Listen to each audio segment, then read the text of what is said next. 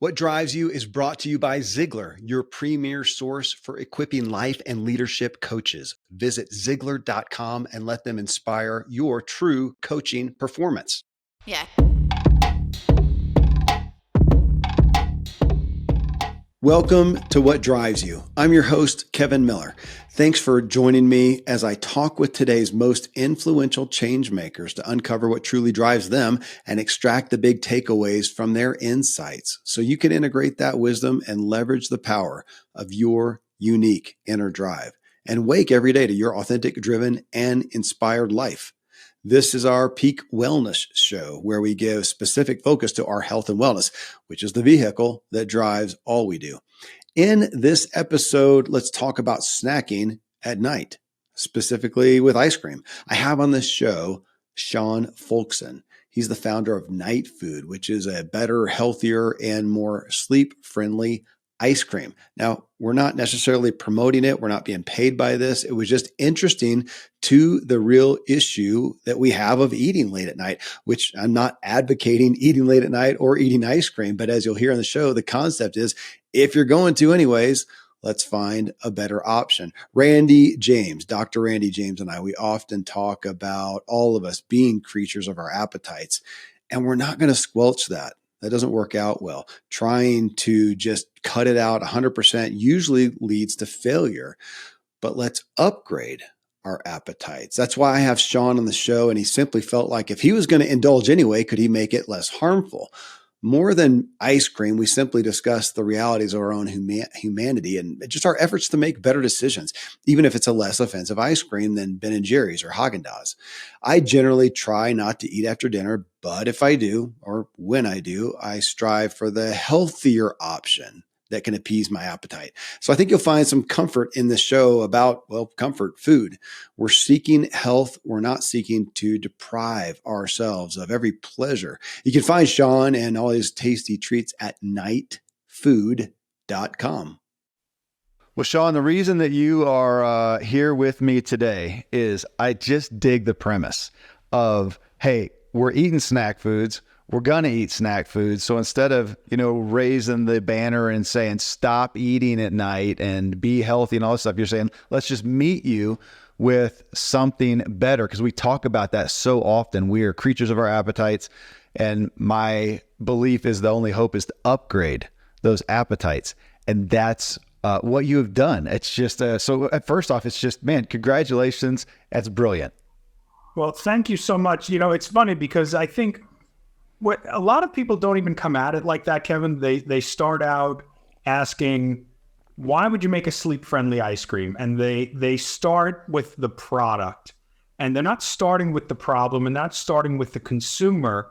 And I find that whenever we're able to just get somebody to start where you're starting, which in my opinion is the right starting point, it makes perfect sense. We're not trying to get anybody who's not already snacking at night to start snacking.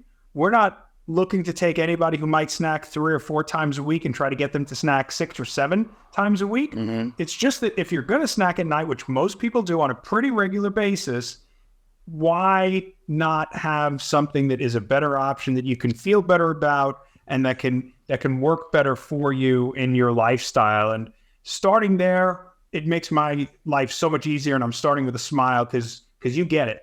Yeah. Well, I do, because that's been a terminology over the past year as I have become more aware that even in this personal development, self-help, health and wellness industry, we're so often trying to pull people away from these appetites that we have. And I finally got to the point of going, we're not going to. We are creatures of our appetites. I spend my day figuring out ways to feed my appetites every minute of every day. I want that dopamine hit as well. But if I can get myself after lunch today to, instead of eating, a bag of chips or a bag of M&Ms, to have some dark chocolate covered almonds, I'm still feeding the appetite, but I've upgraded it.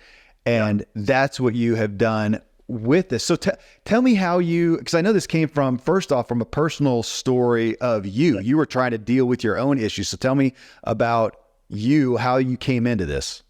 And I'm still dealing with some issues, but aren't we all? Exactly, as we all are. So yeah, for me, I really got the first like genesis of the idea way back when, in as far back as college. I just remember waking up in the morning after a night of drinking, right? And just sometimes I would wake up really early and wired. Other mornings I would sleep in until, it seemed like 11 o'clock or noon. And I started to notice these patterns of, depending on what I would drink and what I would eat, that I would have different experiences. Yeah. And, I think everybody knows what a hangover is, but nobody really thinks about the impact of the food that we put in our bodies. So that was kind of where the first idea ever came to me about it. But really, that was 30 years ago now. And, I didn't really think much of it. About 8 or 9 years after that, I started, in my late 20s. I was still eating the way I had eaten in college, and I was gaining weight. And, I think a lot of people in their late 20s and early 30s start to realize that you can't just keep doing things the way you were doing. Yeah. And so at that point, I started to eat better, and I started following a program called Body for Life. It was a book that was very popular. You're nodding. Bill Phillips. Yeah. If you went into a Barnes and Noble bookstore, I know some of the people listening here probably don't know what that is, but if you went into a Barnes and Noble back in 1997 and they had that big pyramid in front of the best-selling book, this book was there for what seemed like months on end. And it was a huge, huge movement. And it really runs contrary to what a lot of people are doing now. Now, intermittent fasting is a really big thing.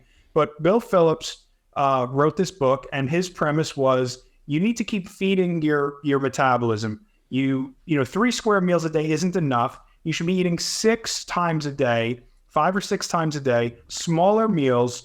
And his premise was, and of course, well, maybe not, of course, he was selling a line of nutrition bars and shakes called Myoplex, which I fell in love with. And so the premise was very small breakfast, and then around 2.5 hours later, you'd have a Myoplex shake. A small, healthy, balanced lunch. A couple hours later, you'd have a Myoplex bar. A moderate dinner, and then a couple hours later, you'd have another Myoplex bar. So I started doing that. And what happened is when I eliminated a lot of the junk out of my life, I found that I was not falling asleep as easily at night. And I was a bachelor, so all I had in the house was energy bars. I didn't have healthy stuff other than what was in these wrappers. So I would be up later. And so it was very common for me at night, if I had a dinner at 6, 6:30, 7 o'clock, to eat 2 or even 3 of these huge Myoplex high protein bars, maybe one at 9 o'clock, one at 11, and one if I was still awake at 1 or 1:30 in the morning, because I wasn't able to sleep as well because, I'm eating these workout bars as part of the problem, super high protein.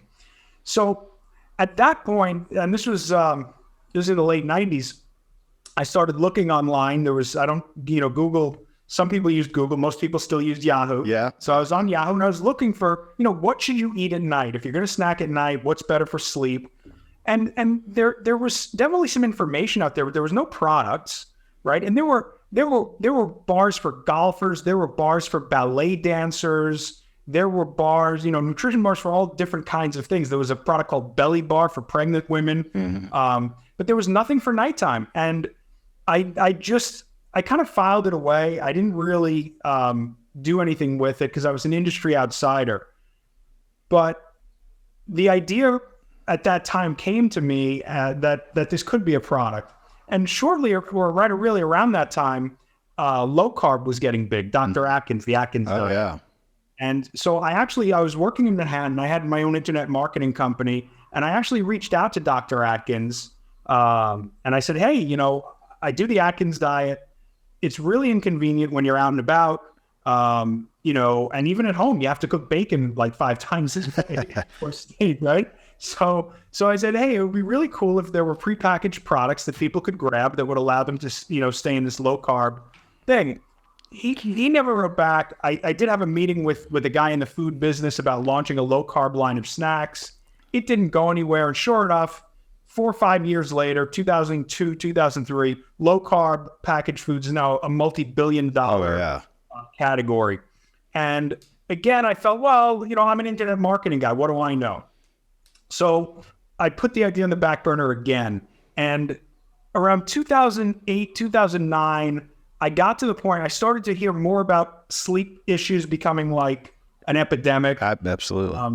Obviously, snacking was also on the rise. I think social media, contributes to that quite a bit. And at that point, I realized that this category to me seemed inevitable. This nighttime nutrition, this sleep friendly, like if you're going to snack at night, here's what that should be. So at that point, I divested of my company. I sold my share to my partners, and I decided that I was going to put my life into this because being such a nighttime snacker myself, I knew this was going to be a $1 billion category, and I was either going to be the guy on the cover of the magazine or I was going to be his best customer. Yeah. And I didn't want to, everybody's had ideas, right, that they haven't acted on, and then you see it a week later, or, oh, hey, that guy stole my idea, and everybody laughs about it, and you just move on with your life. But this was an idea that was with me for 20 years, pretty much, and I don't know how I could have lived with myself sitting by and not just going for it. Awesome. That's the best story of entrepreneurship that exists. I love that statement. I actually wrote, I'm going to use that because I have an endeavor right now, a side project that I feel like that. I'm either going to be the guy in the magazine who does it, or I'll be the best customer. I just want it to exist because it just makes so much sense. And I appreciate you also, saying, if you're going to snack, I mean, what would be best for most people? Have a good, healthy dinner at 6 or whatever, and don't eat. But my reality is that seldom happens. And so I'm going to go for, again, I've upgraded my appetite. And so instead of the junk that I used to go eat, it's going to be hopefully like dark chocolate covered almonds, or just nuts, or something of that aspect. I like the premise that you guys come into with cavemen taught us about. Explain that. Well, so what it boils down to is that, research shows that our cravings and our appetite increase as it gets later in the day. And it's believed, it's widely accepted, I think, that this is a survival mechanism, right? We're about to undergo this long fast, this long period without access to food. The next day, theoretically, you might wake up and have to go find food. You might have to go hunt a zebra or pick berries or whatever, right? Before civilization, this is how we existed. And so any people or any cavemen that didn't stock up on fuel, putting fuel inside your body means consuming calories. Yeah. And the most efficient way to consume calories is not through carrots, sticks, and celery. Those are what's called nutrient-dense foods, which you could also call energy inefficient. Okay. The most energy efficient foods are fats, sweets, because for a little bit, you're putting a ton of calories inside your body. Yeah. So that's why at night, our cravings increase. And the same thing happens. You look at bears in the springtime, when bears come out of hibernation, they're eating grass, and, they're like an herbivore. They're eating shrubs and things like that. And as it gets towards the fall, when they're about to go into hibernation, they're looking for the fattiest, most energy dense. That's when they're eating more fish. And bears will put on hundreds of pounds before hibernation, because if they don't, they will not make it through and they won't be able to come out. And so humans carry a lot of that same biological programming, and to make believe that it doesn't exist, like you say, right? I mean, we have to feed our appetite. Now, you talked about, it would be great if people would have their dinner and then not snack again. The other thing to keep in mind is that we're staying up way later than our biological programming would indicate that we should. True, yeah. So that's also contributing. And it's unrealistic to think that people are going to start to go to bed when the sun goes down. So this problem is not going to go away. We're hardwired, to crave and to consume and to fill up on as many calories as we can. It's literally a survival mechanism, but now it's totally working against us because we have not evolved out of that just because we now have smartphones and TVs in every bedroom and stuff like that. That has not happened. Yeah. We don't get up in the morning, head out the door and go hunt and gather and burn some calories. Instead, we get in the car, open the garage door with the automatic opener, get in the car, go to work, get in the escalator, go to our desk, and sit there and don't move at all, which that does bode well for the intermittent fasting, because my gosh, you ate till you went to bed last night. I mean, on a good night, I'm going to bed at about 9 on that's not, no, not last night was very odd for me. And I was just having fun with the family. I was up till about 11 and I was eating. Matter of fact, I was having night food. You'll appreciate that. I had mint chocolate, and I finally tasted, because I just didn't even have an interest in trying it, but I finally tasted the pickle. That's impressive. My wife was duly impressed that somebody made pickle ice cream and it was actually good. And she ate, I think, half the thing. So yeah, super, super impressive. So yeah, how did you come into picking ice cream specifically? Because obviously you could have gone after, chips, nuts, whatever. Yeah, well, so we didn't start with ice cream. So I like I mentioned those Myoplex bars. I was a bar guy myself, and so when we launched with nutrition bars, and they were great, and I loved them, and they were part of my life. And consumers liked them too. The feedback was great, and consumers liked the idea of having a better, healthier nighttime snack. But what we found, and we spent, I think it was about 7 or 8 years. And I always wanted to get into ice cream. My thinking was always, Kevin, that when the bars get to a certain level, then we can add ice cream to the mix. And the bars never got to that level. And we spent years and a lot of money. And we kept thinking, oh, maybe the problem is this. Maybe the problem is that. And we pivoted a couple times. We changed the formulation. We changed the packaging. We changed the messaging. But what I think it came down to is that it was just too much of a heavy format change for people to switch from, the people out there that are making the least healthy choices are eating cookies, chips, candy, and ice cream. Those are the top 4. Ice cream is number 2, but those are the top 4 things that people are eating. What was number 1? What'd you say? Salty snacks. So chips, popcorn, right? Things like that. Pretzels. Salty snacks is number 1. Ice cream is number 2. Then cookies and candy. So the challenge that we had with the bars was that I think people felt like they were making too much of a sacrifice. And so the feedback we would get very commonly was, I liked the way the bars tasted. They kept me away from the junk. I did feel satisfied, but I didn't have the most mind-blowing night of sleep like I was expecting and hoping for. And therefore, I'm giving you 2 thumbs down. I'm telling all my friends never to buy your product, and you should just go jump in the lake. Wow. Like they were expecting an unrealistic experience from a food product, and that was their whole motivation to try the bars. And so what we ultimately discovered is that getting somebody to switch from a pint of Ben & Jerry's to a Nightfood nutrition bar, there's a huge amount of friction. Getting them to switch from a pint of Ben & Jerry's to a pint of Nightfood, there's much less friction. They're in the format that they like. It's the taste, it's the texture, it's the experience. And so 2 things. One is people got a lot more excited about the ice cream. The other thing is that now the reviews are the inverse, right? So it's like, I love the ice cream. It tasted great. It kept me away from the junk. And here's where it gets interesting. It'll be like, I don't know that I necessarily slept any differently, but because it tasted so good, because it was so much healthier, because I know there's ingredients in there for better sleep, this is now something that I can get behind on a regular basis. Wow. So whereas before they were holding us to this standard that you really can't do in a food product. I mean, you can't put drugs or, there's only so much you can do. You can put magnesium and zinc and we can talk about, what's in Nightfood that makes it different. But it's not going to overcome like, a whole day of drinking coffee and not getting exercise and not getting sunlight. It's just a step in the right direction.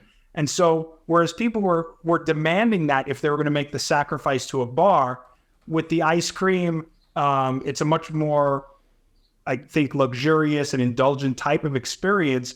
And so it's enough for people to know that they're doing the right thing and that they're consuming something that's better. And, some nights you're going to sleep a lot better. Some nights there's 10,000 things that impact how we sleep, and we can't overcome all of those. And by taking that burden off of the product and allowing people to have a little bit more fun in a category they like, we're seeing just tons more interest and a lot more traction. Man, again, Sean, that's why you're here. I so appreciate your perspective on, in essence, the behavioral psychology of our wellness pursuits. That's what I'm so interested in as we look at this, because it's one thing to say, hey, here's the perfect scenario. It's the other thing for us all to adhere to it. And I like you saying too much friction. How often do we have these initiatives, these goals that we want for ourselves, and we make a commitment to XYZ, whatever exercise regime, whatever diet regime, and there's just too much friction? That's a great word. And you have lessened that. Yeah, it's interesting from even a business standpoint for you to look at that and go, gosh, here's the sacrifice, and the satisfaction, the payoff wasn't big enough for it. And so we didn't achieve what we're going to do. But, again, looking just at the health and wellness industry, man, that's so interesting. It's got to have you looking at other categories at this point of going, how can we help people? Because they're trying to make these jumps and there's too much friction. Yeah, I mean, even there's times when we'll hear from people. I was talking to somebody. We were looking to hire somebody, and I was doing an interview this week, and she said, "Well, I'm more of a chip person. She liked the idea of Nightfood, but she couldn't get as excited about it because she's not eating ice cream at night. So the people who get most excited about what we do are people where ice cream is in their rotation, right? Because they get it."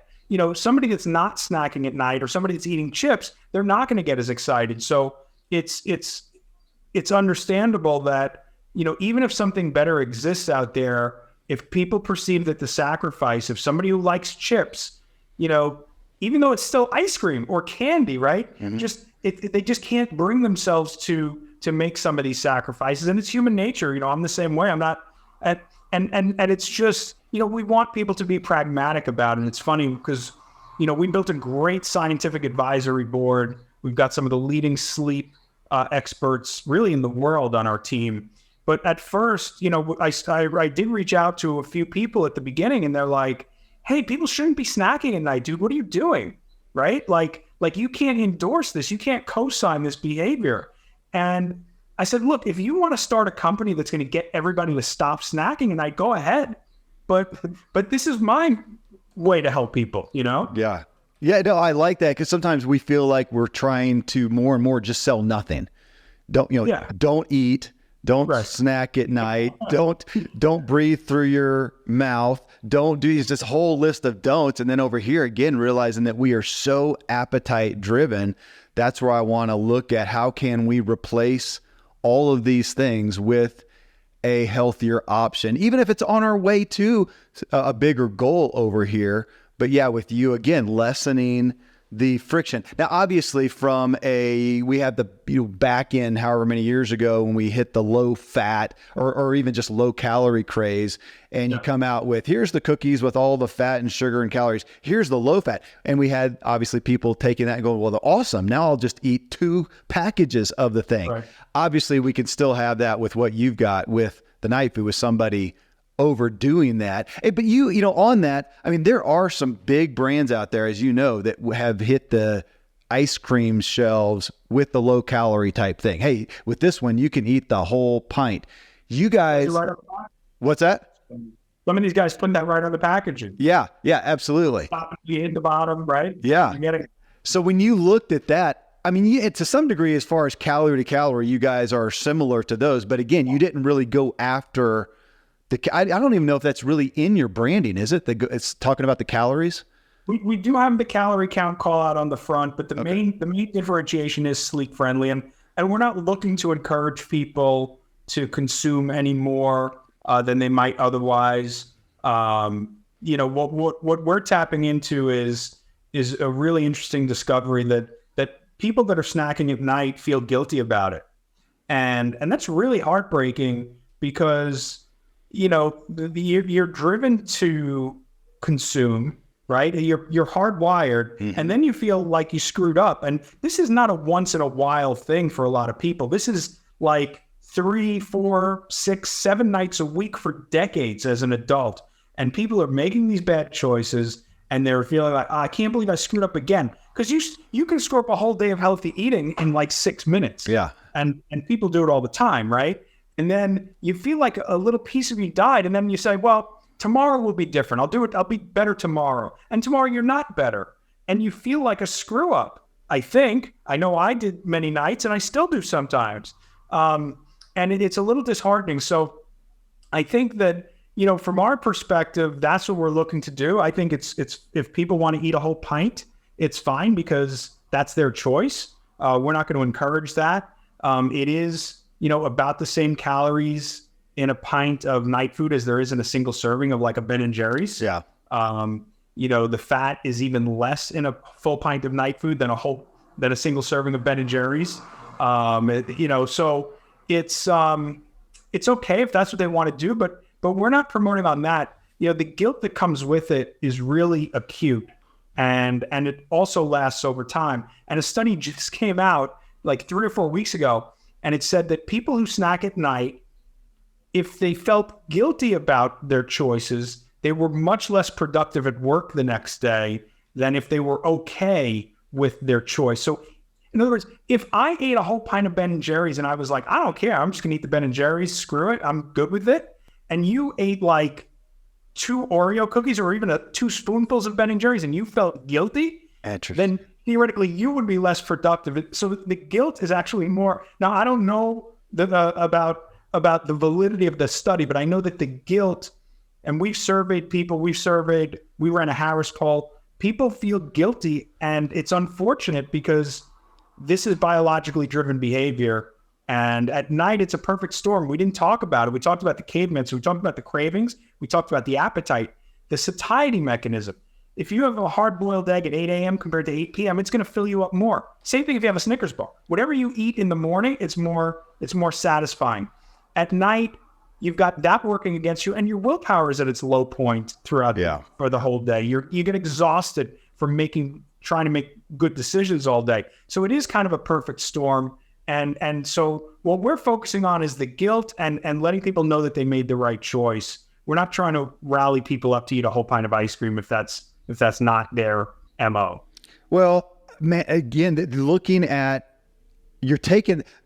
guilt specifically, I am on board with you. I mean, my gosh, if we back up with a 10,000 or 100,000 foot view and look at America and say we have more access to the best information on health and wellness than ever, and every day we're on that hockey stick increase on every single chronic illness and disease out there. So it's not an ingredient problem. It's not a knowledge problem. I think it's a behavioral problem. When we look at guilt with there, I think it's significant. And so when we're looking at these choices, then we're looking at fat and calories and sugar, and you're looking at, how do we feel about those choices, and how does that affect us? Yeah, how does that affect our sleep?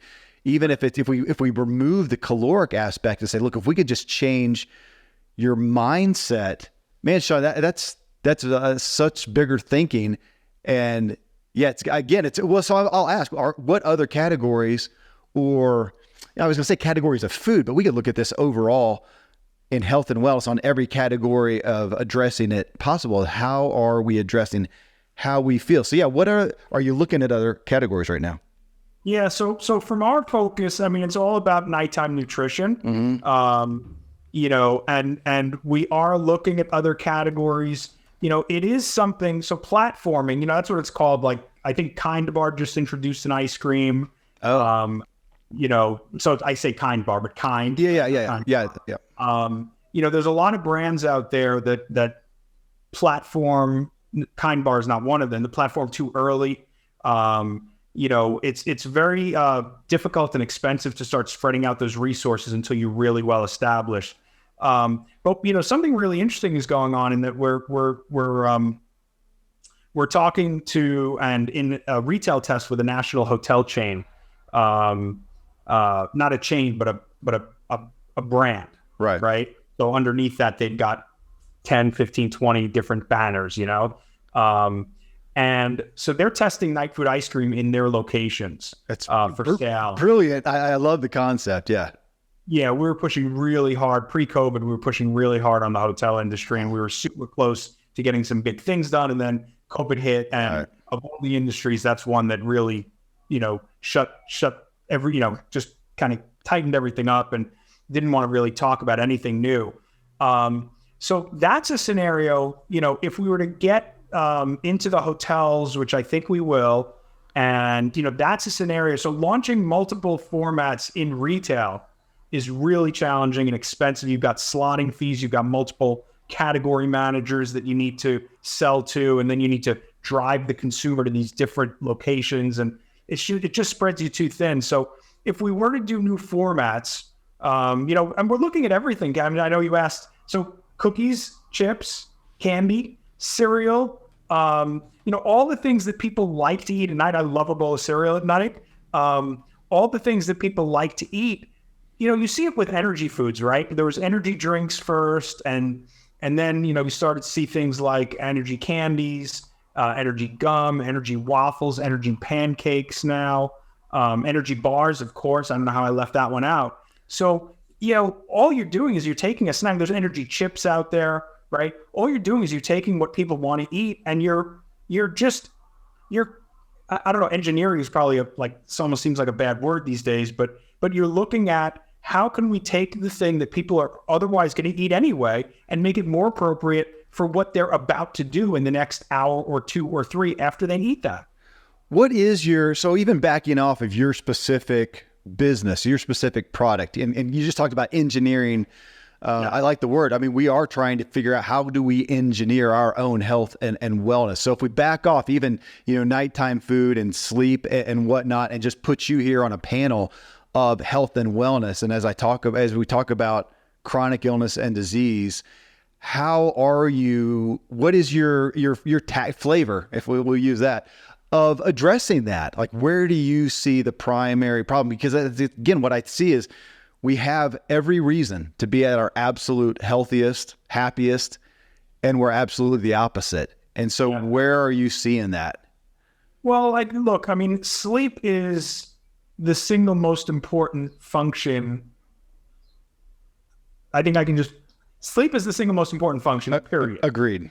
So everything good happens. There's a reason that as a species, we dedicate, 33% of our existence to this thing that otherwise, I mean, it's risky, right? You're exposed to danger, bears or rattlesnakes. And yet we spend, 8 hours a day, just doing this thing. And it's really a very important process. So if we can help people sleep better, and that happens by first, there's addition by addition and there's addition by subtraction.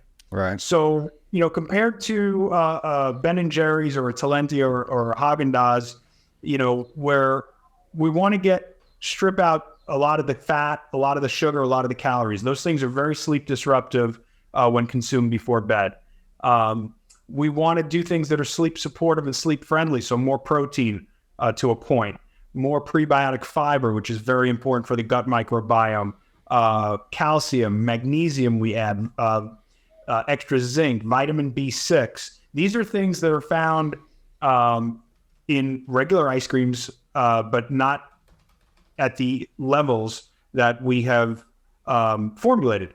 So, if we can help people sleep a little bit better every night or on any nights that they snack through our products, we can make a huge difference. That incremental, there's nothing, I don't know that there's anything singularly that you can do other than help people sleep better for better health. Because when you do sleep better, what happens the next day is your appetite is more controlled, your cravings diminish, you have better energy levels, you're able to make clearer decisions, your relationships are better, you're not as cranky, you're not, you're able to better manage risk and risky behaviors and risky decisions, you're safer at the job or driving. I mean, I don't know that there's a single bigger lever that you can pull, other than helping people sleep better through, not through like a prescription drug that's going to, drug people out and knock them out. But if you can help them get their natural night's sleep with less disruption and more support, that's just a huge lever that we're able to pull. So let me go ask further, just personally, give us your other advocacies, if I can say, on healthy sleep, even the things you do in your own home with you, your wife, your kids, yourself. Yeah. So I keep, this is not video, right? I keep these glasses. These are blue light glasses. Yep. So when I'm working at night, which is fairly frequent. Yep. Got mine too. I've got dimmers in my office where I work so that I can diminish the amount of light that I take in at night as it gets closer to bed. Those are two of the main things. I mean, I have a sound machine in my bedroom. We have blackout, shutters. Yeah. So there's no light that comes in. I could be in my room at 2 p.m. You wouldn't know if it was day or night. Those are the things that I do to help with my sleep. There's other things that people can do. I mean, whether it's taking a shower or a bath in the evening, reading a book instead of being I'm on my phone right up until bedtime. It's the last thing I turn off, which I know is a no. Yeah. But it's just part of my mix. Yeah. Well, I appreciate what you said. If you could just do something a little bit better, with culturally, that's huge. If we can make a 0.001% change. I had Kara Golden on one of my podcasts, with Hint Water, and that was kind of her perspective. If I can just get people drinking my flavored water instead of the soda with the sugar or the chemicals, either way, and make a 5% difference. I mean, how dramatic would that be? Well, let me, on your aspect of nutrition for sleep, I'll just ask you again personally, what are some of the other things that you do for your own nutrition outside of your healthier snacking option? Yeah. So me personally, my life. Yeah. I've tried a lot of things over the years. I think, the thing that works for me best is just watching my macros and counting my macros. It was a tricky thing to start, weighing every piece of chicken breast or every string bean. But I have this macro tracker on my phone. I use it every single day. I can tell you how many grams are in the eggs that the supermarket sells. Wow. And everything. So for me, that makes it real easy. I know I read about macro tracking years, and I even signed up for a program years before I started it. And it just felt, we talked about friction before. It felt like a lot of friction. But when I actually committed to it and I started doing it, it felt very empowering because, I can have as much ice cream as I want at night, or I can have a cookie, I can have a banana. As long as it fits inside of those macros, it's fine. And what it's forced me to do or helped me do is I do tend to eat a lot more vegetables with this because it helps me get through the day on the macros. It's much more filling on fewer calories. So the quality, I think when people hear, hey, yeah, as long as it fits your macros, yeah, you can have the Ben & Jerry's, or you can have, a bag of Doritos or whatever. And I think people think that macros is about just eating an appropriate amount of junk food. But what I personally found was it really helped me make much, much healthier choices, as well as manage my portion control. And most importantly, of course, the ratio of my macronutrient intake. Yeah. I saw you guys I think it was recently, are the official ice cream of the American Pregnancy Association, something like that. Yeah, which is what ties in, and that's the reason we created the pickle flavor. Okay. Okay. So yeah, what happened was, we formulated Nightfood all about sleep. Yeah. Right. And I mentioned a lot of the things, less sugar, fewer calories, more fiber, more protein, more magnesium, calcium, zinc, and so about a little over a year ago, I started, I was going through Instagram one Saturday and I must have seen a couple of pregnant women sitting there with their pint of Nightfood on their belly with the spoon, watching TV or just hanging out. And I was like, that's interesting. I wonder, obviously pregnant women eat a lot of ice cream. Mm-hmm. It's not, so that's another thing that's actually true. It's not just like a TV thing. Like ice cream is literally the number one pregnancy craving. Okay. So I said, I wonder, these nutritional decisions that we made, how does it line up with, what the experts say about what pregnant women should be doing? And what we found, we looked at the Mayo Clinic and the American College of Obstetricians and Gynecologists, the American Pregnancy Association. And what we found was there's no shortage of advice on what you should be doing as a pregnant woman. Yeah. And Nightfood doesn't have everything. I mean, we don't have extra folic acid, for instance, or choline. But a lot of the decisions that we made really line up, and it lines up much better than any other ice cream out there. And so we reached out to the American Pregnancy Association. We said, hey, here's what we're doing. What do you think? And they loved it. You talked about all the things that people are being told not to do. Yeah. Right? Don't do this, don't do that. Pregnant women, as much as anybody, are probably hit with some of that stuff. I mean, there's no wine, there's no sushi, there's no deli meat. And here was something that the APA could really get behind, because here it was like, hey, ice cream is the number one pregnancy craving. Everybody's trying to avoid the stuff. The OBGYNs out there are telling people to eat low-fat frozen yogurt, which is typically really high in sugar. Oh, totally. Gestational diabetes is a huge problem. And so they really were able to get behind it. They're like, wow, this is awesome. They tried the ice cream. They did their research on the ingredients, and it all just came together. And then I was like, okay, how do we promote this? And that's when the idea of the pickle-flavored ice cream came to me. Yeah. And we intentionally announced it on April 1st last year because we wanted people to think that maybe we were just joking, or we weren't joking. And now we actually did it just for the buzz and to get pregnant women talking. But then when Walmart, we were talking to Walmart over the summer because they've now put us in over 1,000 stores. Yeah. We didn't even present the pickle flavor. We weren't even considering putting it in retail, to be honest.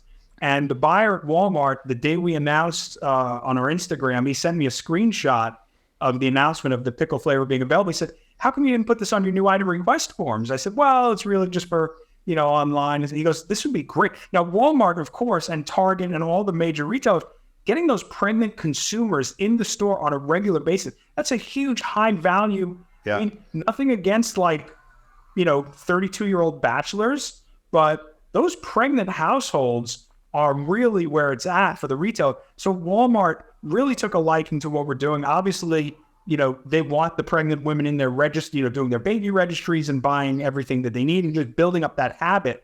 So they were very excited. And we're launching a major campaign in the next little bit here called the Pickle Ice Cream Challenge. So we're hopefully going to get a lot of people out there like yourself being like, I don't know, I don't want to try it. I kind of want to try it. I'm curious. Record yourself eating it. Record your reaction. Maybe you hated it. Maybe you loved it. It's all good because we got a lot of great flavors that we know everybody likes. So if the pickle ice cream gets them talking, if it gets them walking into that Walmart because they want to try it, that's great. But the pregnancy piece is really interesting for us because consumers talk and they share information. But within that pregnancy community, maybe more than any, there seems to be a sisterhood that goes on. Mm-hmm. And I'm by far an outsider, of course, and I respect that. But what we've observed, and there's research about this, when the pregnant women are out there, they're looking and they're absorbing information. And then there's other women out there that are in the community that, maybe they just gave birth or maybe they're 8 or 9 months in and they're sharing information. There's just a tremendous amount of information seeking and information sharing.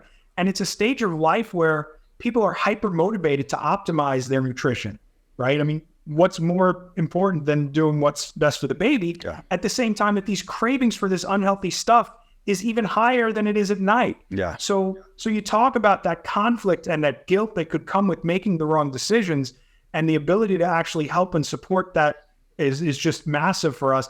And then it's one thing to be named the official ice cream of the American Pregnancy Association. It's quite another thing to actually become the official ice cream of pregnant women across the country. And that's what we're on the cusp of doing. And once we get there, there's 10,000 new women entering pregnancy every day, more than 10,000. And they're seeking information. And it's a great entry point for us to get into those households. Yeah. Obviously, after mom and baby come back from the hospital, they're still going to be eating ice cream. Nightfood can be a staple in those households forever. But that is, for us, we think that is a huge thing. It's taking a long time to build up to that tipping point. But I think we will get there. And when we get there, it's going to be an amazing, amazing thing for our brand. Yeah, I'm just thinking you just stick the prenatal vitamin in there and just they're set. Yeah. Yeah. Yeah. And we are looking at ingredients that are specifically beneficial for everybody, but specifically recommended for pregnancy. Yeah. And as long as it's not at conflict, like we don't want to be a pregnancy ice cream alone at the expense of you and me and, teenagers or older people, or only 1% of the population is pregnant at any point in time. So it's very important for us to, okay, how can we optimize this for everybody? So what ingredients that are good for pregnancy are also good for anybody, healthy for anybody, and good for sleep. Yep. So that's one of the prisms that we've been looking at ingredients through as we always evolve our formulations and recipes. Yeah, I want like the endurance athlete category of that, because we like our ice cream as well, man. I've way too much Ben and Jerry's through my cycling career. If you sleep a little bit better, it takes care of that part of it. Totally. Wait, what is the most popular flavor for you guys? The most popular flavor, I don't know if I should say that it's not my favorite, and it's not even in my top 3, but the most popular flavor is Cookies and Dreams by far. Cookies and well, I shouldn't say by far. Mint chip is a close second, actually. That's what I had last night. Yeah, that's my favorite. I love the mint chip. I love the midnight chocolate and the cherry eclipse. Those are my personal 3 favorites. But the Cookies and Dreams, I think it's got a great name. I think cookies and cream is always a very popular flavor. So that is our number 1 seller. So you mentioned Walmart has it in 1,000 stores. So obviously this is, this show is heard all across the country. Where are the primary places people can find it?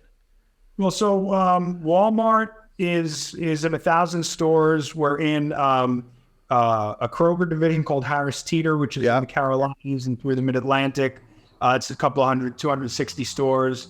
We're in a couple of Albertsons divisions in New England, which is Shaw's, and in Chicago, which is Jewel Osco. We're in Central Market in Texas, which is in the 5 biggest cities in Texas. Rouse's down in the Gulf Coast, Lowe's Foods in the Carolinas, and a couple more places. So geographically, Walmart has us in a lot of California stores, a lot of Texas, a lot of Florida, the Pacific Northwest, in and around Chicago, in and around the Carolinas. So those are geographically the big areas where we have the most distribution right now. Okay. Well, I'm voting for something in Colorado. So yeah, we would love it. I was hoping, Colorado, we get a lot of increase from Colorado. We get a lot of increase, of course, from the New York area. I think those are the 2 markets that we don't have any distribution in, where we've got the most latent, built up demand, and we've got a lot of investors out there, and they're out there, turning these forms. We're a publicly traded company, and so the investors are turning in their paper forms to the stores, whether it's Lucky's or King Soopers or Northeast at Stop and Shop, and it's only a matter of time. We've got probably 7,000 or 8,000 shareholders out there, and more every day. With the Walmart distribution, we're seeing a lot more people that are trying the ice cream, learning about us, and then coming in and investing. So we're hopeful that between the hotel initiative and some of the other stuff that, all the major markets hopefully will be covered by this time next year. Yeah. Well, I'll be waiting for it. Thank goodness for dry ice and the case that you guys sent me. I enjoyed it significantly. Well, man, Sean, thank you again. I just appreciate the perspective on how can we meet people where they are with health and wellness and a better option. So thanks for what you're doing. Thanks for taking the time to be on here. And I'm a fan. My pleasure, Kevin. It was a lot of fun, and I enjoyed it. I can't wait to let everybody know that they can tune in and check it out. Absolutely. Thanks for tuning in as we all work to leverage the power of our unique inner drive and awake every day to our authentic, driven, and inspired lives. Again, my guest, Sean Folkson, and his treats, Nightfood treats, are at nightfood.com. You can find them in a lot of hotels these days, actually. If you appreciate the podcast, it'd be great if you would give us a rating on Spotify, give us a rating and a review on Apple Podcasts. You can find this show and subscribe on YouTube. Find me at Kevin Miller CO, and that's also Kevin Miller CO, where you'll find all the social media. If you want to learn how to master your own inner drive, check out my book, What Drives You, on Amazon. And until next time, stay driven. Yeah.